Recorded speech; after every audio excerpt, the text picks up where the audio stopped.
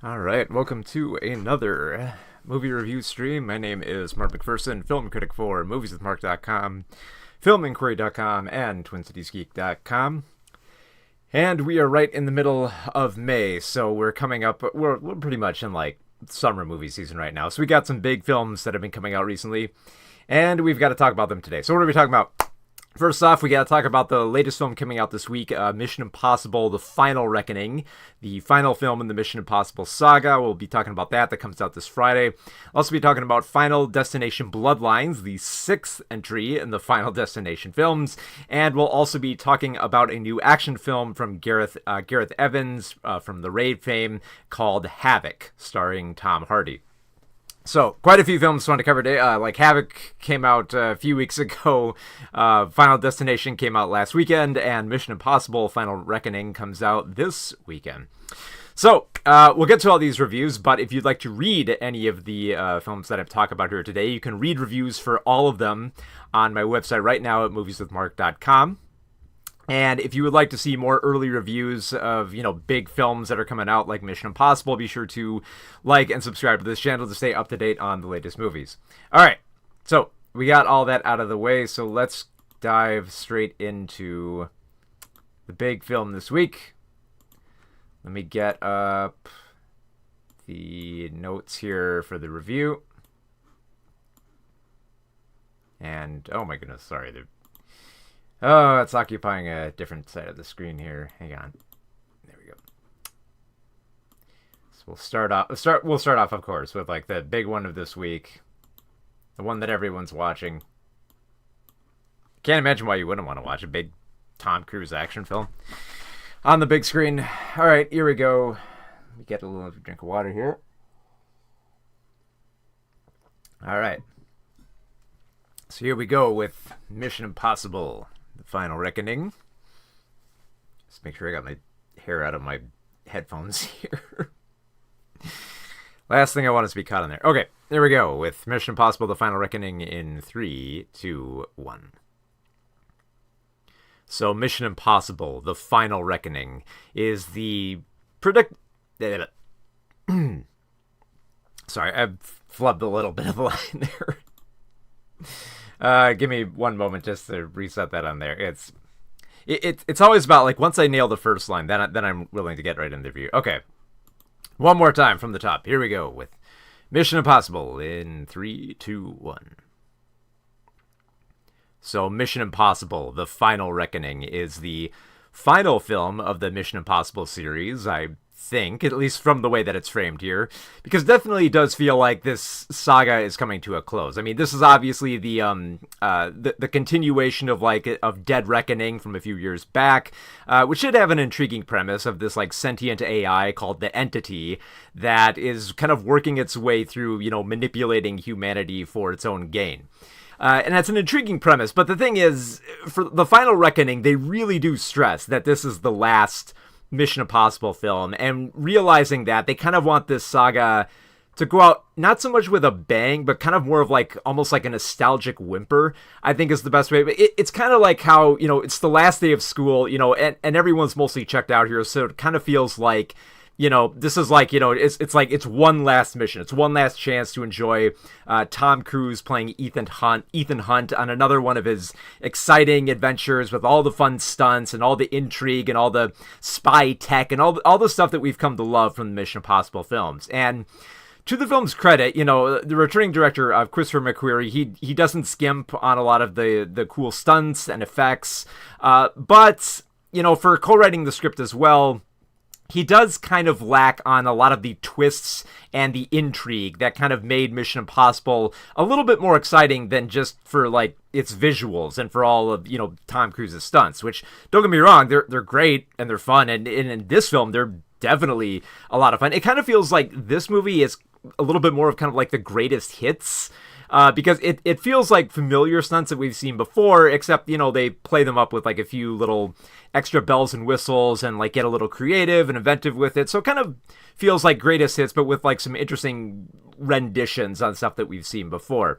But unfortunately, the story doesn't quite match like the intricate nature of how the action scenes are set up, because at this point in the story, like, they've kind of established what the entity is and why they need like the MacGuffin of these keys to shut it down, and and people who are working for the entity, they've revealed all that within like the last film, with all the surprises and the deceptions, and there isn't much of that in this film, despite, this film runs like close to 3 hours, and it's mostly just like characters know explicitly what they're supposed to do in this film without too much surprise. And I wish kind of like the film kind of played up the fact that Ethan and his crew are kind of used to this. Like, they're kind of, and to some degree they kind of are, but they're not used to it enough where I think they can play with it. Like, I do like the fact that, for the returning actors they have here, of course, you have Ving Rhames back as Luther, and I do like kind of the ease that Luther has. Like, even when like Luther is like kind of like sick and still trying to do his job, he almost has like this very casual nature. Like, at one point he has to defuse like nukes, which is again is like very common for this type of job, and he just kind of has almost like the most casual conversation when Ethan arrives, and Luther's just like, yeah, I'm disarming a nuke, yep, hey, how's it going, not taking my eyes off the work, you want to chit chat? It's and I wish there were more elements like that in the film, because like I said, this film wants to stress so much that this is the last film, and it kind of like, and instead of like, embracing all like the intrigue and the smarts, it kind of just laces everything with a bit of a like a one last time vibe to it, because there are stakes here where like characters die, but unlike previous Mission Impossible films where, if a character died, like, it was sudden and shocking and it really like stressed the danger, there are some deaths here that are kind of just like telegraphed, and there's enough time to deliver like a dying monologue and a speech, and just realizing that you have to sacrifice yourself, and just like, that's not usually what I expect from the mission. Usually when like the deaths happen and like Ethan has to endure losing someone again, it hits a lot harder, and here I don't think it hits as well, and I don't think it's because like I don't appreciate the characters. Like, you have Simon Pegg returning as Benji, who's still a lot of fun, even though if he's mostly just there to spout technical exposition. You have Haley Atwell returning as Grace, who is a skilled pickpocket. Again, she's just kind of, it seems like she's more or less there as like the love interest and like the essential thief here. She does serve as like a love interest for Ethan, but I think like Ethan is almost like too aware at this point. Like, look, I've lost a lot of women in this line of work, so I've got to get lucky. She's not gonna die in this one, right? Like, I know that I'm pretty much gonna be lucky with this girl in this story. So I kind of like a little bit of that knowing element. I just wish there were more of it, because like the AI of the entity, his big scheme here is so underwhelming that like don't get me wrong, it's a threat to the world, but his motivations are so simplistic that they start equating it to biblical tales. Like, it's that easy for them to like figure out, and at one point like it the whole scheme of the AI is pretty much just revealed like about like a little bit like halfway through the film, that after that point you're not so much worried about what the AI is going to do to outsmart Ethan and his crew. You're just watching Ethan go through the motions and just hope that like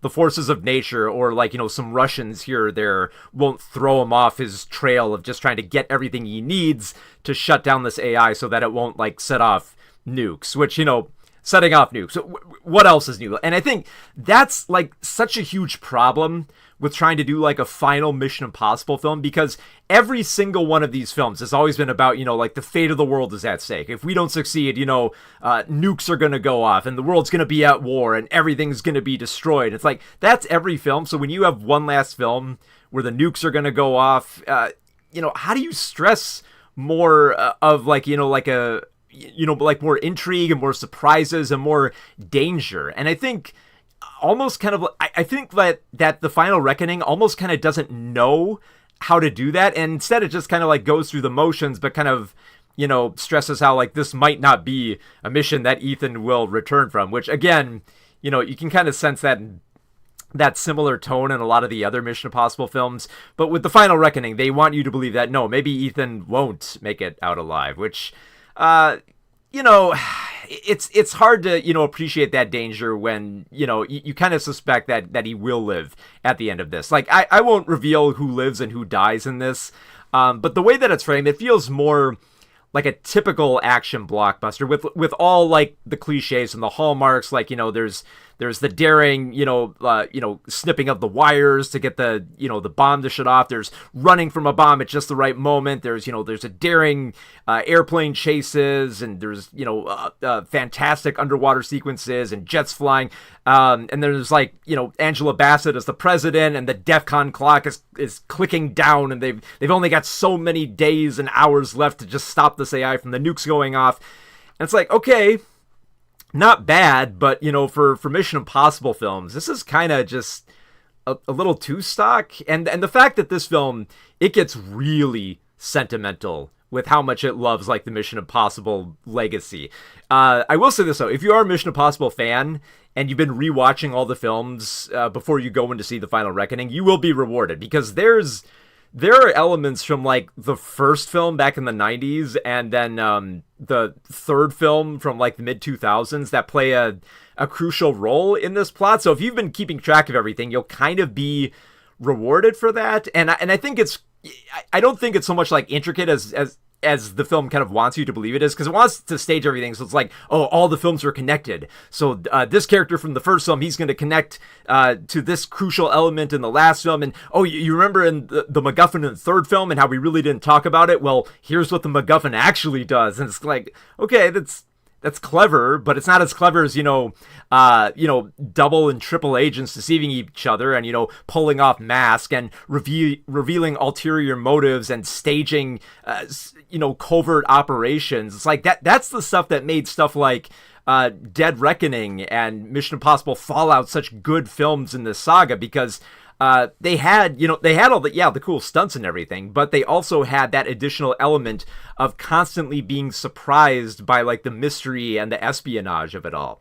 And not so much of that is here. It's mostly just getting sentimental of just recalling everything from past Mission Impossible films. Now, that said, of course, the big draw here is going to be the stunts. And yes, they are a lot of fun here. Like I said, they're familiar stunts in terms of in terms of what Cruise does.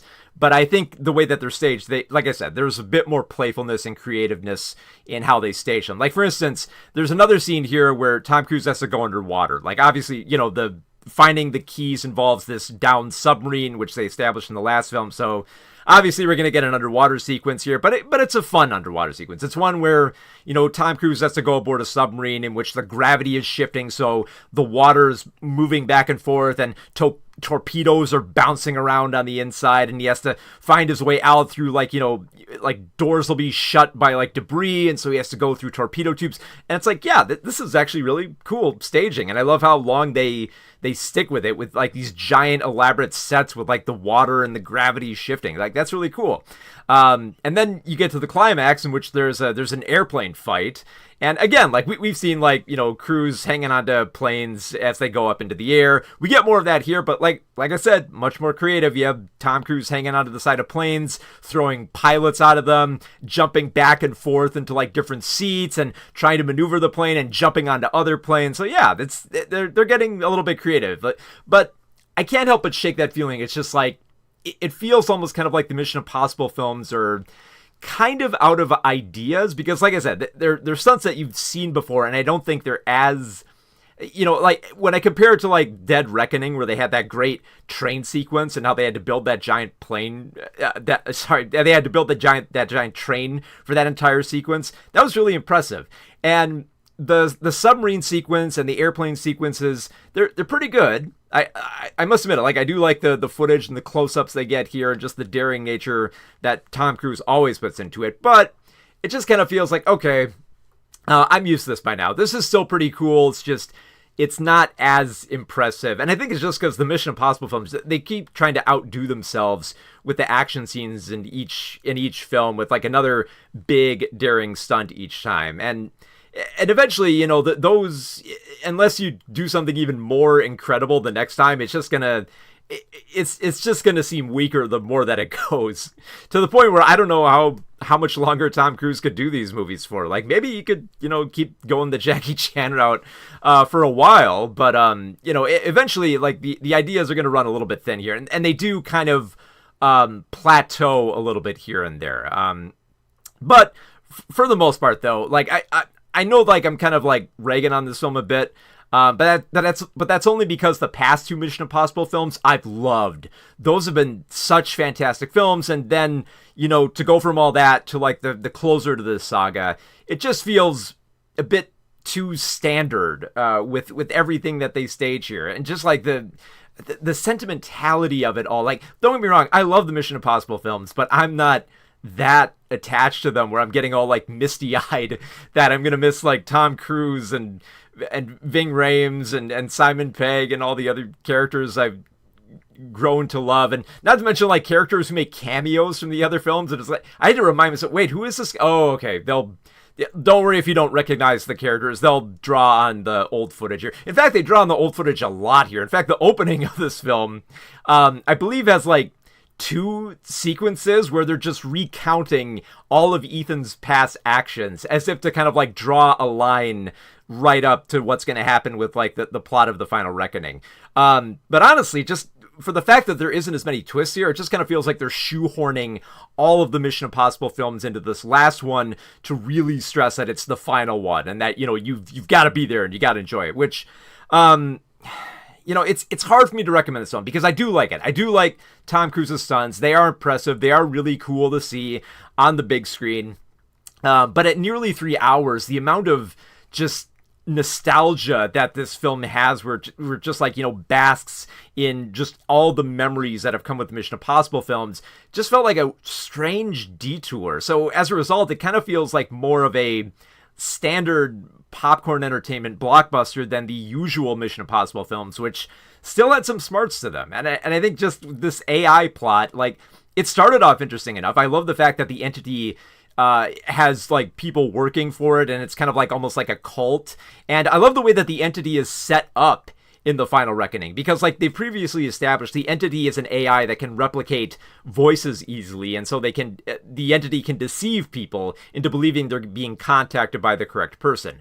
Well, the entity goes even further by manipulating video footage. And I thought, okay, this is kind of going to be neat, because now Ethan and his team have to, they can't rely on phones, they can't rely on visuals that they see. Like, everything could be hacked. Like, they could be being deceived at every single point. They'd have to be much smarter than the AI, than the entity. But the fact that the entity itself just wants to launch nukes, and they figure this out, like, halfway through the film, it's not really that impressive. And it's like, okay, here's, like, a much simpler plot that Ethan and his crew just can go through the motions and just have all the cool stunts, and we can just, like, focus all our time and energy on the action scenes here, which, to its credit, it's impressive. I love, like, the visuals and the fights and the stunts and all that. It's just The Final Reckoning, for being the final film, it doesn't have as many twists and intrigues and smarts as it usually has, which it seems weirdly fitting. It's going from, like, the Mission Impossible TV series, which was all about deception and intrigue, and even, like, the first film had those elements to it of a lot of, like, surprise. And unfortunately, there aren't a lot of surprises in The Final Reckoning. There's a lot of action, which we've come to be used to with these Mission Impossible films, but not as many smarts or intrigues. So for as much as I enjoyed the film, and I do think it's worth seeing on the big screen, it is a bit of a disappointment that the final Mission Impossible film has to kind of end on this almost kind of, like, sentimental note of just, like, one last mission for Ethan and his crew to stop some nukes again. So, Mission Impossible: The Final Reckoning will be in theaters this Thursday, I believe, for the previews. Yeah. Oh, one other thing I forgot to mention in the review is there is one really cool fight scene in the film, but I have to imagine that they cut some of it out because they got a note back from the MPAA saying it was too violent and then it would get an R rating. So they changed it to, like, be, like, a much funnier scene where Tom Cruise gets into a fight which involves a butcher's knife, and the camera cuts away from what he does to these bad guys, and then it cuts back after you hear all the carnage, and then there's a butcher's knife in someone's back. And I have to imagine that they recut that really quick so that they could get the PG-13 rating. Which, I mean, I hope that is the case, because then it would actually make for a really cool director's cut. I'd love to see if Christopher McQuarrie actually shot more for that scene where Tom Cruise uses a butcher's knife.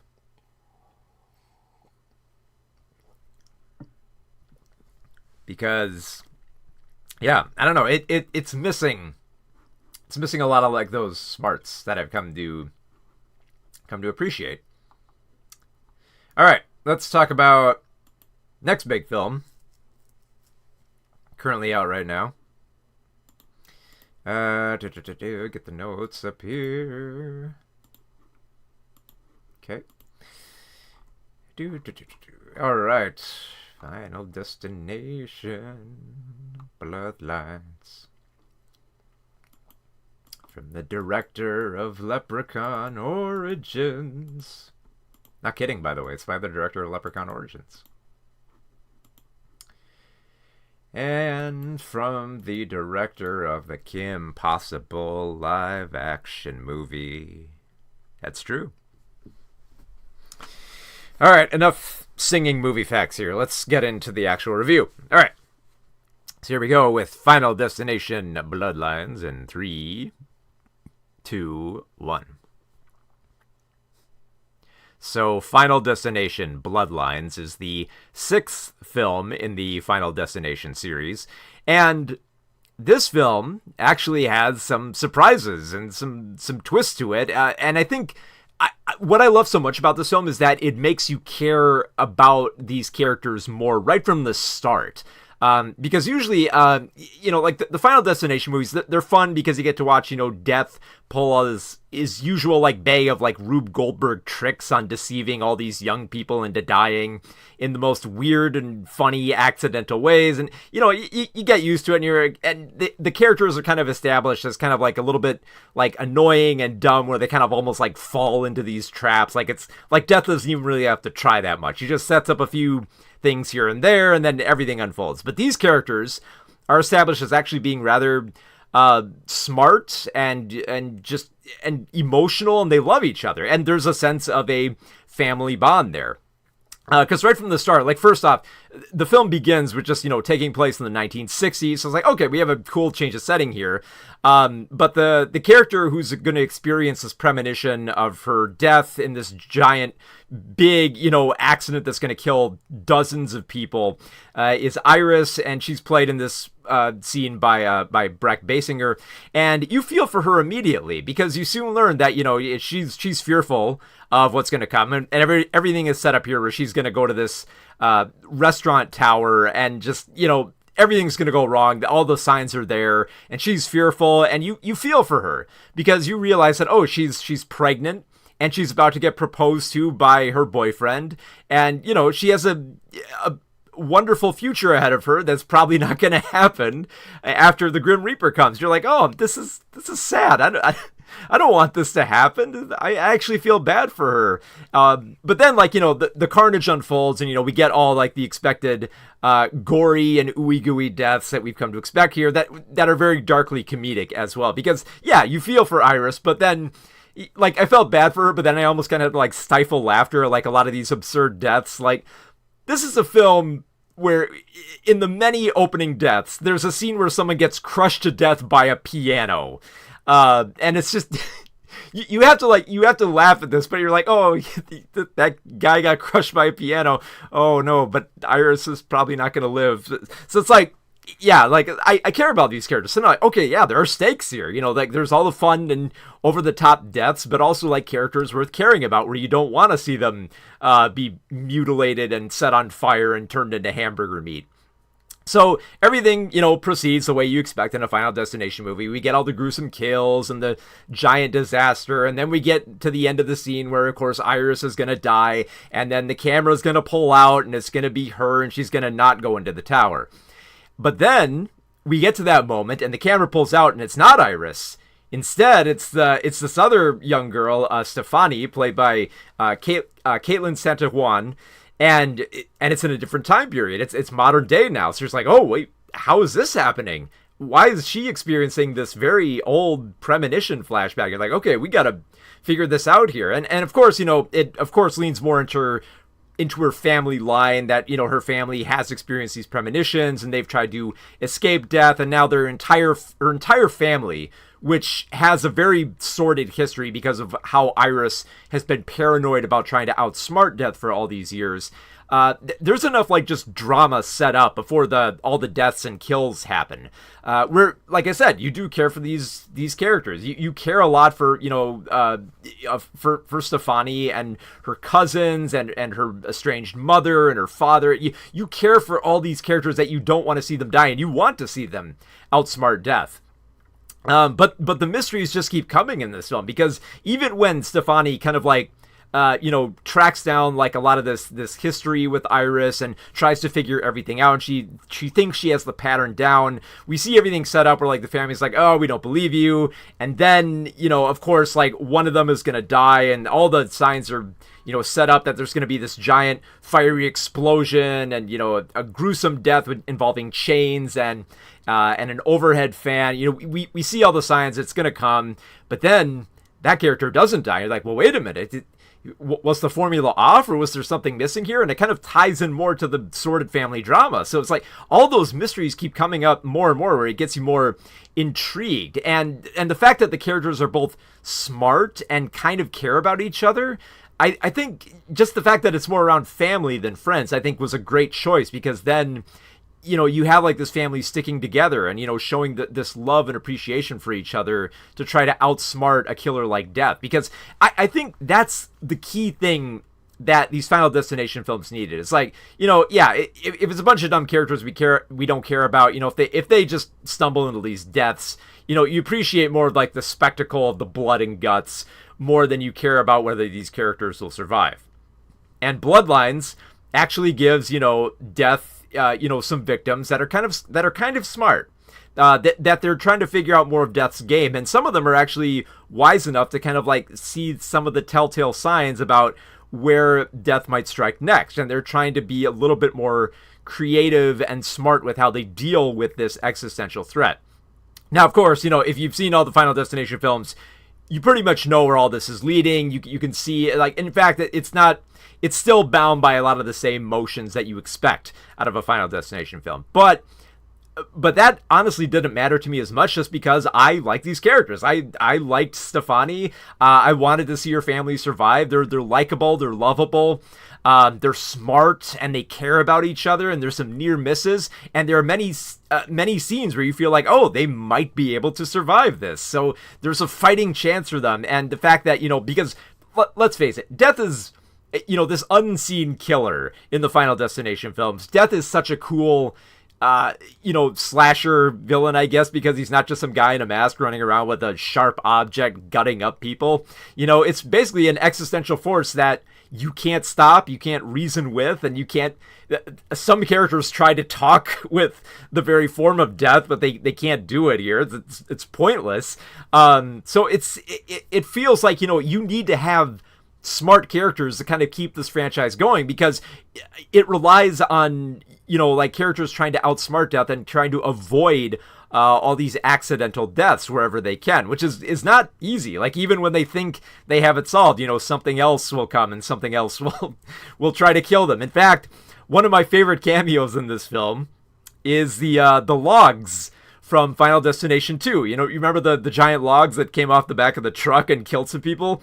Well, they make a surprise cameo in this film in one of the funniest kills. And I could not believe how excited and happy I was that there was a cameo from a natural object in this film franchise. And I loved it. I loved the way that it happened. But of course, there is, another cameo we have to address here. Of course, it's Tony Todd, back as William Bloodworth, in his final role, and Tony Todd, I love how the film treats him too, because he's been in enough of these Final Destination scenarios where he's wise enough to all of Death's tactics, and he kind of gives Stefani and her family like kind of the best advice, which is kind of like something you need to realize if you've experienced enough of this death, which is that we're all mortal. We're all going to die at some point. Death is going to come for us eventually. So all you can really do is just enjoy life. And I love the fact that Tony Todd, he really only has one scene here, but he has this giant, big grin on his face because, like, I mean, he's managed to survive all these movies just fine. He's just like, man, I'm lucky. If I survived all of that and I'm aware of what death is doing, I think I'm doing pretty good. And you know what? I'm still alive. So just enjoy my life while I can, which I think is such a great note for him to go out on, because like I said, it's smart. It's a very intelligent note. Like it's very wise about, how mortal we are and how much we have to appreciate life rather than just constantly trying to figure out all of death's workings here. Like, it makes sense for Stefani's family to try to outsmart the Grim Reaper because, they've been targeted specifically because they've tried to escape what the Grim Reaper planned. But it almost kind of makes you wonder, though, how are these premonitions slipping through? Like, is death just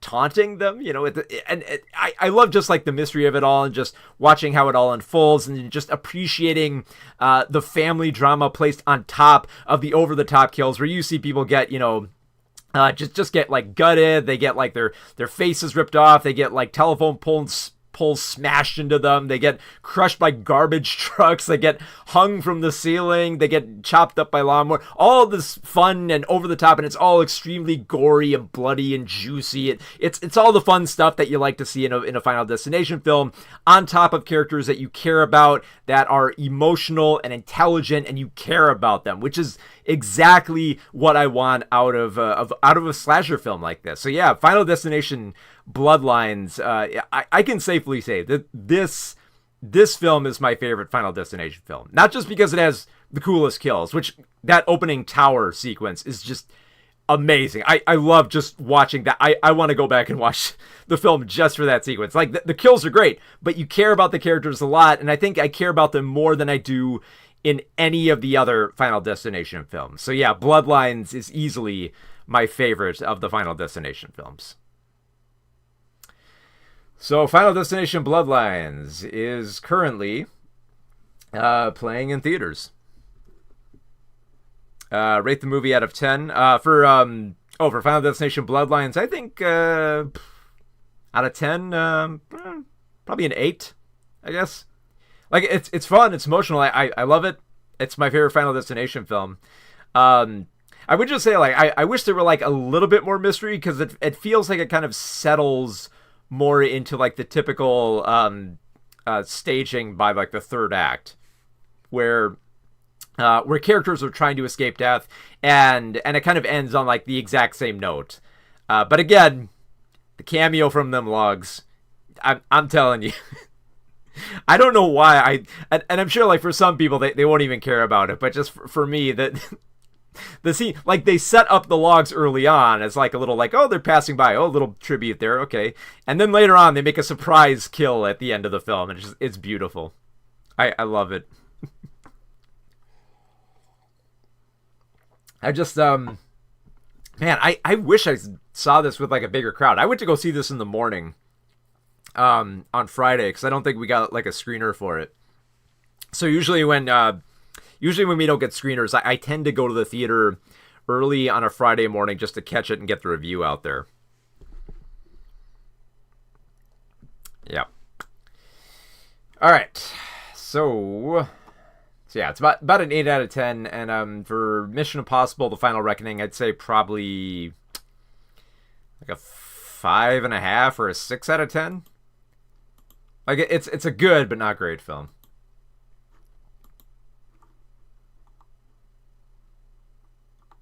All right. I just realized I left a few things on here that I did not want initially. There we go. And I don't need that on. Okay. Sorry, I just realized that I left the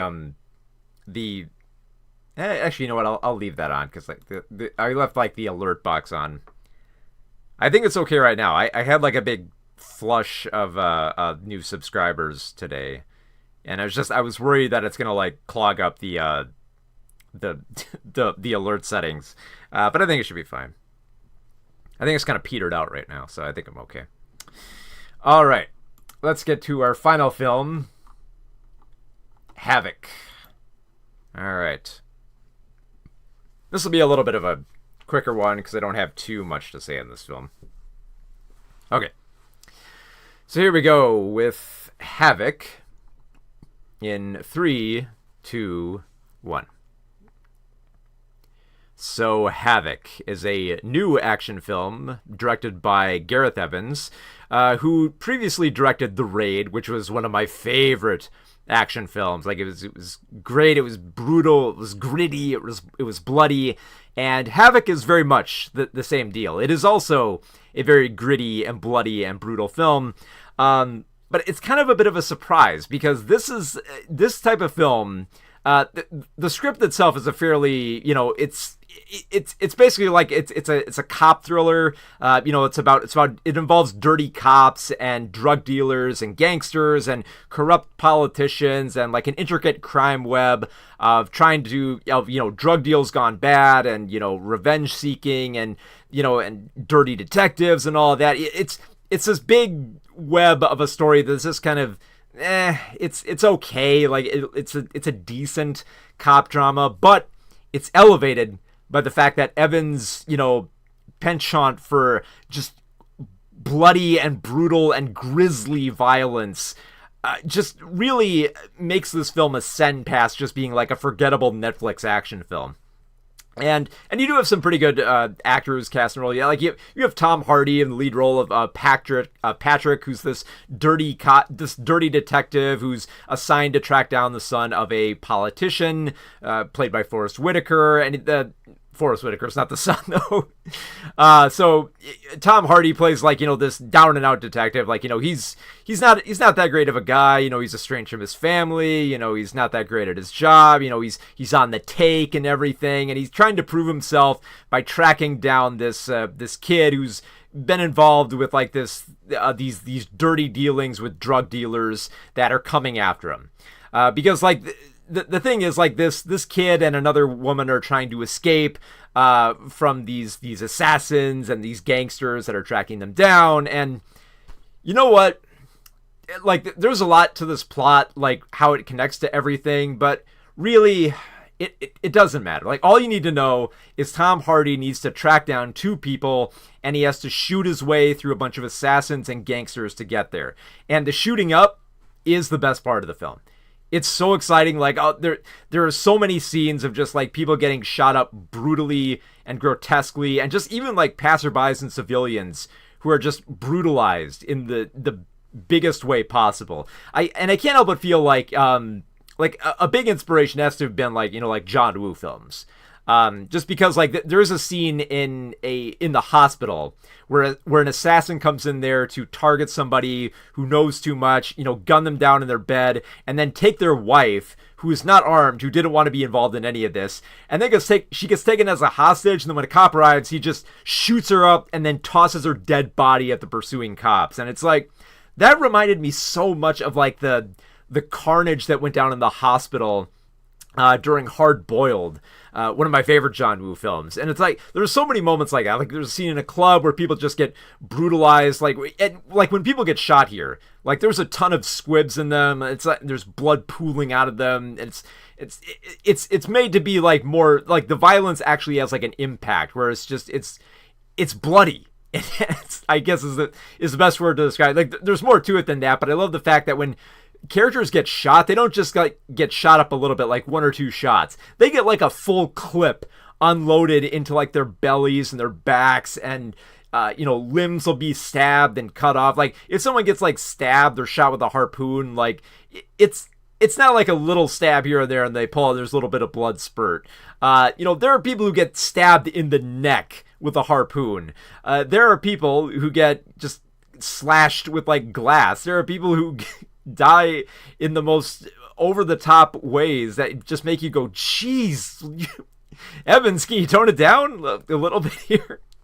Although I will say, like, I'm glad that Evans didn't tone it down, because it did prevent this film from not being that engaging, because like I said, if there's danger, you really want to believe that, characters might not make it out alive here.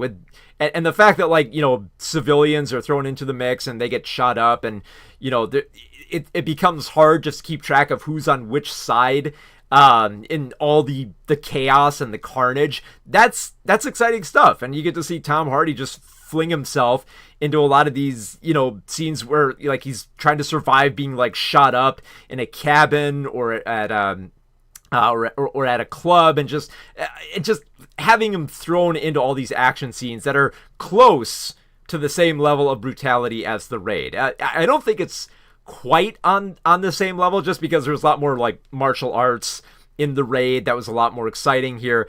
But in terms of, like, gunplay, like, there's a lot of, like, clear John Woo inspiration with how they frame this here, and I love that. I love the fact that Evans is stealing from John Woo in that regard. I do wish, kind of, however, that he did steal a little bit more of John Woo's direction in trying to stage characters in a little bit more of a stylish manner, because, like, in Hard Boiled, like, you wanted to look at, like, the two main characters of, like, the detective and the undercover gangster as cool. So there were plenty of sequences, like that scene where he strolls into the library, just looks at the librarian with his shades, just, oh God, it looks so cool. And the way that the way that they're playing the saxophone and all that, they just, like, go over the top, stress that these characters are cool. Now, I understand why Evans wrote and directed Havoc this way, to make the cops seem, like, dirty and not very good at their jobs. But, if you're going to go that route, go further. Like, make like Tom Hardy, like, they get close to them, make him really dirty and disgusting and, like, and terrible with, talking with his wife, and just be an asshole around the office. Like, there are shades of that, like, where he steals coffee and stuff like that and makes sly remarks here and there, but they need to go further. I think Evans, like, if you're going to have your action be over the top and bloody and gruesome, you need to have, like, some character moments there that are also the same way. I think like, I know maybe he doesn't want to go to John Woo, but I'd say, why not? Go further. Like, Tom Hardy should be, like, even more down and, grisly and gross. Like, I've seen shades of that when he was in, like, Venom. He has that pretty much down pat, and I think like, Evans needs to, like, give Hardy more wiggle room. I think it's like, because like I said, he was great in Venom, but that's only because, like, a lot of the great moments with him in that film were Hardy's doing. So it's like, I think they should almost just let Hardy more loose in that. But there's also, like, there's a lot of great performances here, like, and also from some great performances from some actors I wouldn't expect. Like, Luis Guzman has a supporting role here, which he actually does pretty well in. It's been a while since I've seen him in a role where I thought, like, he actually had a bigger presence, and I think this is probably one of his better supporting roles. Timothy Olyphant is a corrupt cop who's fun to watch him just bask in, like, the greed of it all, and then get, like, shot up as he tries to make this, like, manipulation of gangs go down. And Forrest Whitaker is just, like, a blustering politician. He's good, but again, I need more of that. I need him just so corrupt and greedy and just, an emotional mess when his son is missing. I wanted more of that in that film. Like, I wanted more of the character moments to match the action, because the way that it's framed here just kind of feels like Gareth Evans just had a standard cop thriller and then kind of used that as a lattice for all, like, the cool action scenes that he was going to stage here, which, don't get me wrong, they're cool, they're fun, they're the reason to watch this film. But I feel like the character drama can, better embrace that as well. Because I thought, like, The Raid and The Raid 2 actually did pretty good jobs, making you care about those characters enough, and just having those little moments between them match, like, the grisly action scenes that would follow. So yeah, Havoc it's not Gareth Evans at his best, but I do think it proves that Evans, even when he has kind of like a standard cop thriller, he can still deliver on the action scenes. So I'm very curious to see what he does next. I would like to see what happens if he has, like, another screenwriter working with him to kind of, punch up a script with, like, a little bit more better dialogue and character moments, so that they could reflect some of like the cool action that Gareth Evans can do so well, because he wrote and directed this film, and I think his direction is a lot better than his writing in Havoc. So yeah, Havoc is a good film for the action scenes, even if like the script just kind of feels a little bit standard for an action film. So Havoc is currently streaming on Netflix. All right, let me get a little drink here, and then I'll read the chat. Okay. So let's see. I can turn that back on now. Okay. So let's see. Love you, man. I am from India, and you are giving honest reviews. Oh, thank you.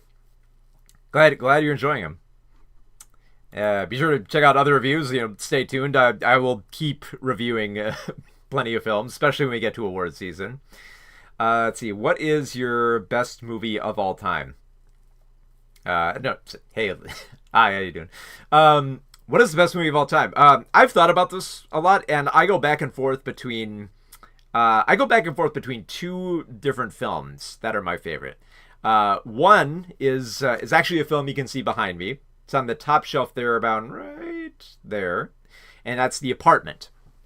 The Apartment, I think, just I love the way it's written. I love the characters. I love the endearing nature of it all, and I love the fact that it takes place around Christmas and New Year's, and it focuses on loneliness and depression, but in like a kind of like a dark but also like sympathetic and charming sense. Like I kind of there's a reason that I kind of placed it next to why can't I get my finger here? There's a reason I placed it next to The Holdovers, because The Holdovers has a little bit of a similar sense of loneliness and longing and great character drama in it. So yeah, I love The Apartment. And my second choice is Jacques Tati's Playtime, just because that film meant so much to me.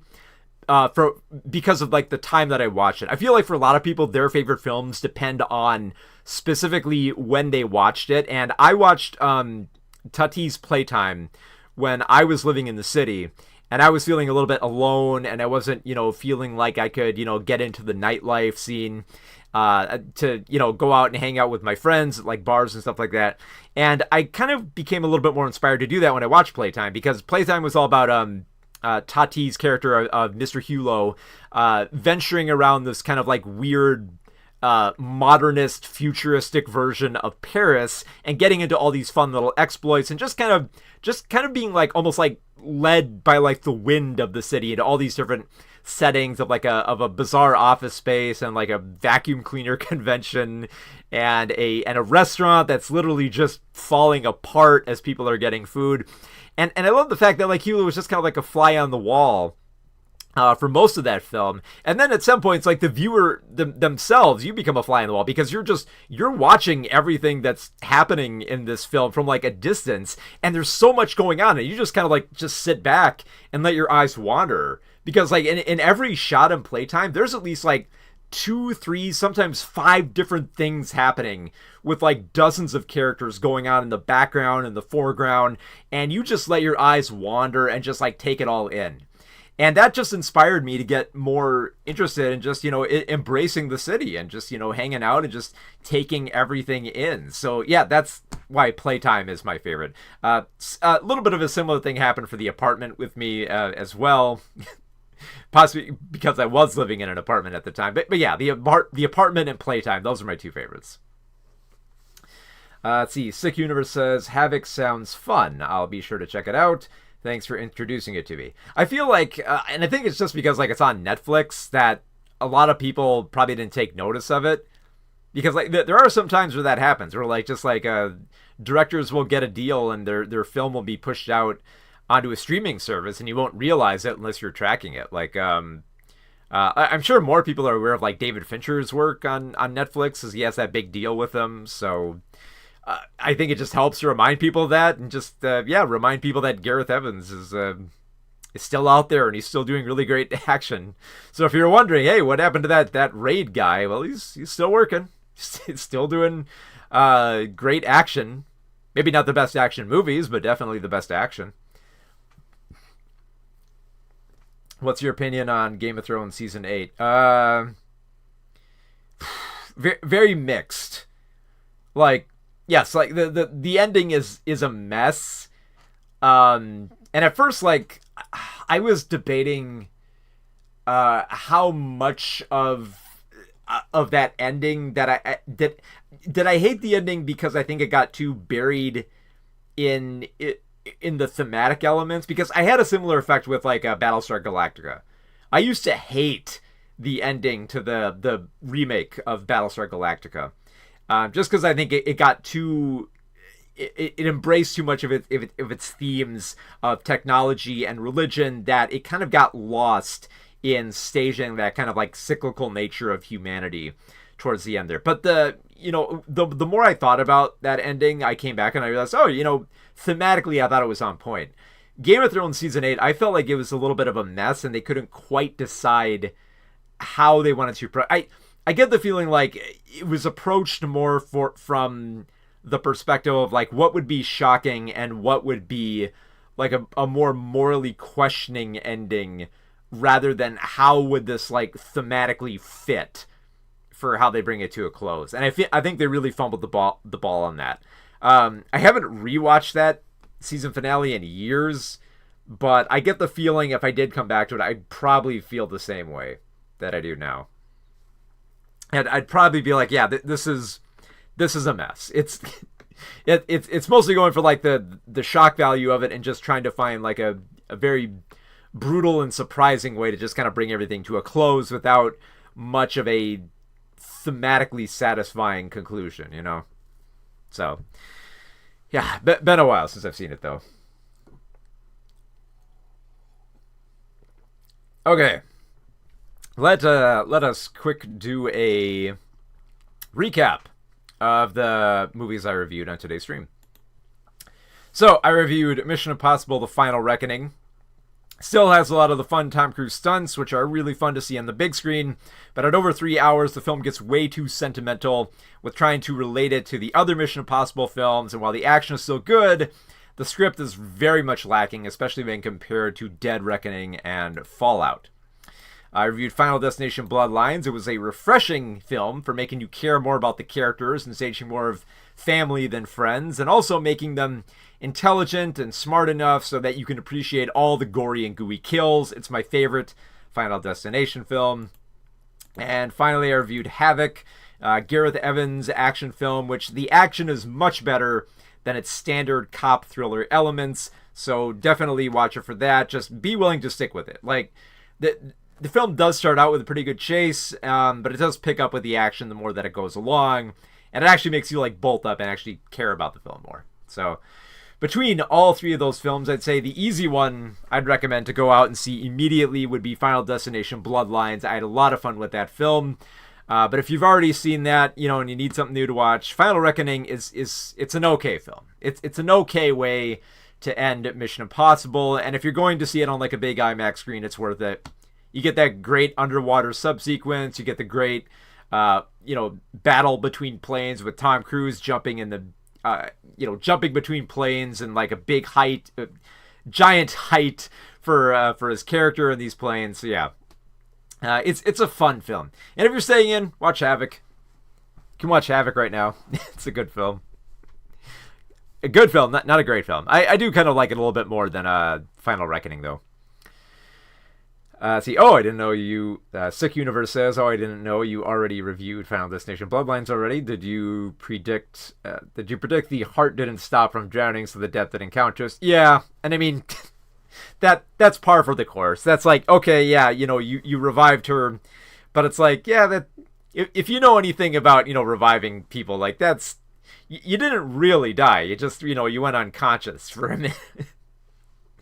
Although that's where I kind of like almost kind of lost interest in the film, just because of I very much like lost a little bit of interest there, because like, yeah, I saw that coming. It's not that twisty when you consider how someone is revived that way. It's not that big of a twist when you consider like all the other last scenes in Final Destination films were just like, wait, we didn't account for this. Or something like Drag Me to Hell, where it's just like, oh, I forgot about this. That's like, no, if you were keeping track of it. But I will say, though, They did surprise at the end though with like the logs. The logs get in the best kill, and you don't see it coming. It blindsides you, and it's the perfect note to end on, because like the surprise that the few remaining characters they're gonna get killed, that's not that shocking, but the way that they die there, now that's shocking. That's what I expected. Kaseibu F29 says Ethan versus Chat GPT. More or less, yeah. It was just like an AI saying, AI, set off nukes. AI, like, replicate war games for me. Because it pretty much is that. It's war games. It's just trying to find a way to outsmart an AI at its own game, and it's not that clever. I thought there'd be more scenes of the AI manipulating video footage and phone footage. I mean, I know they did it in the last film already, so that the characters kind of feel they're compromised, but I wanted more of that, because then it would, have the humans trying to outsmart the AI more, instead of just stopping another AI that wants to set off nukes. Like, they've set off, they've stopped other villains with nukes before. It's not that impressive. Also, like, there's none of like there is one scene where they rip off the masks, but it's not like a shocking or revealing moment. It's almost like it's too standard. It happens early on, and it's so obvious that when the masks come off, it's not a shock at all. It's just like, okay, yeah, this is what they usually do. They put on the masks, they disguise themselves, they infiltrate. It's what they do. And it gets like weirdly almost like too passive with it. Like I said, there's that great passive moment between Ethan and Luther, where they almost kind of have like a casual conversation between disarming a bomb. But then it kind of like goes into like a typical monologue that you'd expect in an action film. So it was very underwhelming. It's very, very underwhelming. So if you are a Mission Impossible fan, like, temper your expectations for this one, because it's definitely not as good as Dead Reckoning, and for sure not as good as Fallout. Those are my top tier ones. Fallout is top of the heap, and Dead Reckoning, I'd say, would probably be right below that. With probably Rogue Nation right below. I'm a little bit between.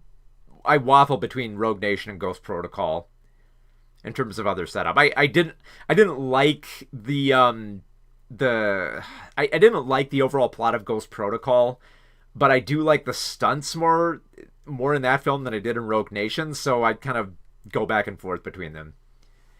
It all depends on what you consider makes the Mission Impossible films great. So I guess that's the best way to frame it. Like, if you just care about the action scenes, they're good. I think they're pretty good. They're not as great. Like, there's not like a cool like bathroom fight scene like from Fallout, or like even like a clever chase, or where the way there was in Dead Reckoning. It just kind of feels like they lean into like more popcorn blockbuster than smart spy thriller, which is too bad, because I think that was an edge that the Mission Impossible films had over other action films. Because yeah, you could see Tom Cruise do stunts in plenty of films. Like what was the Jack Reacher films? What's that last one he did? Never Back Down, I think. He did some okay stunts in that one. So you can find Cruise doing stunts plenty of times, but if you get a film that's more intricate and has smart staging, that's the good stuff. That's the stuff you want, All right. Well, if you'd like to read any reviews of the films that I reviewed today, I'm going to move that up there just because that's right in the middle there. There we go. So, if you'd like to read reviews of Mission Impossible, Final Destination, and Havoc, all three of them are on my website at movieswithmark.com. I will get video reviews posted of this live stream later this week, so you can catch them there as well. And we got tons of movies coming up in the next few weeks here. Let's see, what do I have for sure coming up? I think for sure coming up in about 3 weeks here, I will have reviews out of Ballerina, the spin-off to the John Wick franchise, and also Wes Anderson's new film, The Phoenician Scheme. So very much like, another Wes Anderson film. Usually looking forward to them. Usually pretty good. And there's plenty more films coming up in the weeks ahead, like How to Train Your Dragon, and so on and so forth. Sorry, I blanked out for a minute there. Of what the I'll have to look at like the list of stuff I got coming up. But plenty of stuff coming up this summer to look forward to. Let's see. Sick Universe says, can you recommend any good spy thrillers besides Mission Impossible? Oh, perfect one that came out this year. Black Bag. Soderbergh spy thriller that came out earlier this year. Smart, sexy, intricate, mysterious, and just all around fun just to keep up with. And Soderbergh shoots it so damn well. Plus, the two leads are, Michael Fassbender and Cate Blanchett, and they're so goddamn sexy in that film. Oh, it's one of my favorite films this year. If you have not seen Black Bag, please check it out. I think it's available on digital now, so you can check it out there. Yeah. Do not sleep on Black Bag. It's edging to be on my top 10 list for this year. It's that good. And I figured it would be. I usually like when Soderbergh does these type of like action dramas or crime films. Like those films are like, just that's all I need to hear. Like I know that Soderbergh made like a horror film earlier this year, Presence, and that was good too. But crime dramas, that's my bag. That's the stuff I love. So, and you can read a review for that as well on movieswithmark.com, and I do have a video review here as well. So if you want to stay up to date on the latest movies, be sure to like this video so that others can know about Mission Impossible and Final Destination, and subscribe to stay tuned for early reviews, especially when we get to award season, in which I get tons of early films that are coming out around award season. So I'll keep you all informed about what's coming out. So I'll be back in about 2 to 3 weeks. I do have some video essays planned coming up. I just recorded one, and there's another script I finished. So if you like the stuff I did with like Critical Drinker and stuff like that, you can look forward to more essays on similar subjects. Not about the Critical Drinker though. I'm done with him. I washed my hands. I've aired out my grievances. It's time to talk about other stuff. Like my next video is going to be about Jellyfish Eyes and the Pokemon movie, and how those two relate to each other. So very much looking forward to finishing that video. And if you'd like to support me, I have set up a Coffee account, which you can find in the description here. And I've also still got my Patreon going, in which I'm writing books on movie history, and I'm currently writing a book on the history of banned movies. So if you'd like to get a copy of that book when it comes out, you can subscribe to my Patreon at the $15 tier, and you will get a discount, because I do imagine that that book is going to be priced much more than $15. But in the meantime, until that book comes out, if you subscribe right now, you can get a copy of my book on the history of Saturday morning cartoons, which costs about, I think, like $22 to $25. So if you get on the $15 tier, you can get this book for support on that tier. So I will see you all in about 2 to 3 weeks, where we'll cover the ballerina and the Venetian scheme. So until next time, have a good one, everybody.